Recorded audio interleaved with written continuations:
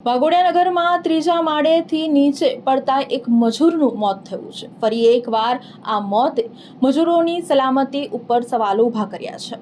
મળતી માહિતી મુજબ વાઘોડિયા નગરના ટાવર પાસે સોની ફળિયામાં સ્થિત એક મકાનના રિનોવેશનનું કામ ચાલી રહ્યું હતું। મકાન માલિક દ્વારા આ નવા કોન્ટ્રાક્ટર પંકજભાઈ ઝાલાને કામ સોંપવામાં આવ્યું હતું। કામ દરમિયાન મજૂર મયુરભાઈ રાઠોડિયા ત્રીજા માળે પેરાફિટ તોડવાની કામગીરી કરી રહ્યા હતા। તે દરમિયાન અચાનક જ પેરાફિટનો ભાગ તૂટી પડતા મયુરભાઈ સંતુલન ગુમાવી ઊંચાઈ ઉપરથી સીધા નીચે પટકાયા હતા। ગંભીર ઇજાઓના કારણે તેમનું ઘટના સ્થળ ઉપર જ મોત નીપજ્યું હતું। મૃતક મયુરભાઈ રાઠોડિયા વાઘોડિયા નજીક આવેલા ગુગલિયાપુરા ગામના રહેવાસી હતા અને તેમની ઉંમર આશરે 23 વર્ષ હોવાનું જાણવા મળ્યું છે। ઘટનાની જાણ થતાં જ ઇમરજન્સી સેવાઓ તેમજ પોલીસ તાત્કાલિક ઘટના સ્થળે પહોંચી હતી અને જરૂરી કાર્યવાહી હાથ ધરી હતી।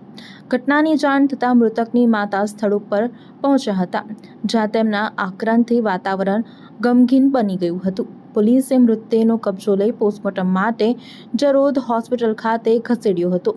હાલ સમગ્ર મામલે વધુ તપાસ હાથ ધરવામાં આવી હતી।